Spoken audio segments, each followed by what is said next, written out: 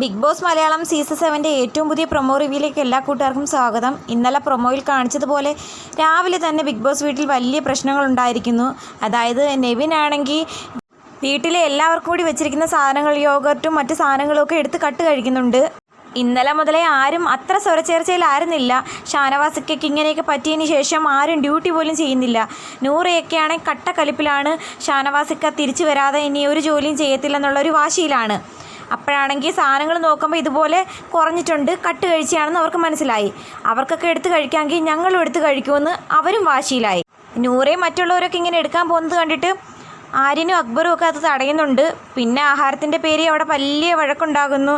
അങ്ങനെ പറ്റത്തില്ലെന്നും പറഞ്ഞുകൊണ്ട് ഫ്രിഡ്ജിൽ ഇരിക്കുന്ന സാധനം എടുക്കാൻ പോയ നൂറയെ തടയുന്നുണ്ട്. അതിൻ്റെ ഇടയ്ക്ക് ഫ്രിഡ്ജിൽ കുറേ സാധനങ്ങളൊക്കെ നശിച്ചു പോകുന്നു.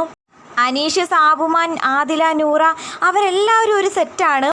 അക്ബർ, ആര്യൻ, നെവിൻ അവർ മറ്റൊരു സെറ്റ്. ആര്യൻ, നെവിൻ, അക്ബർ എന്നിവർക്കെതിരെ ഹൗസിലെ എല്ലാവരും തിരിഞ്ഞു എന്ന് തന്നെ പറയാം. അവർ ചെയ്യുന്നതിനെക്കുറിച്ച് ചോദ്യം ചെയ്യുന്നുണ്ട്. അതിനിടയ്ക്ക് വീട്ടുകാരെ വിളിക്കരുതെന്ന് പറഞ്ഞവർ തന്നെ അങ്ങോട്ടും ഇങ്ങോട്ടും വിളിക്കുന്നുണ്ട്. ആദിലയുടെ അനുമോളുടെയൊക്കെ അച്ഛനെ അക്ബർ വിളിച്ചു എന്ന് പറയുന്നുണ്ട്. ഇന്നലെയും നെവിനായിട്ട് പ്രശ്നങ്ങളുണ്ടാക്കി, ഇന്നും അതുപോലെ തന്നെ.